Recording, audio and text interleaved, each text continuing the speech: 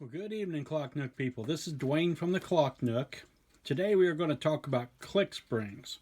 What a click spring does is when you wind up your clock, it is the part that goes click, click, click, click, click to keep that clock wound up. There's your mainspring on that side.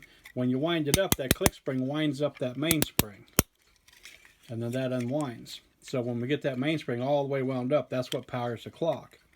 Well, this click spring, this is your click right here, and this is your click spring. And that spring has got to hold that click into those teeth. If not, when you get that spring wound up and that breaks, this key spins backwards 16 half turns so fast that you cannot move your thumb, and it just mashes your thumb. So, click springs are very important to the health of your thumbnail. So, today I'm going to show you one that somebody has kind of riddled together.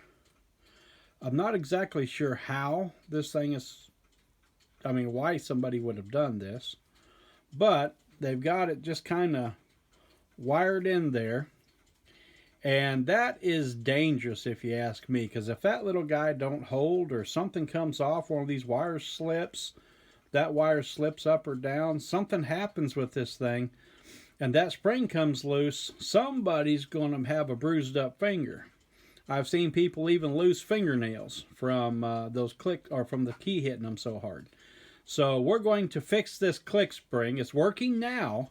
It does go click, click, click, but we are not going to trust that.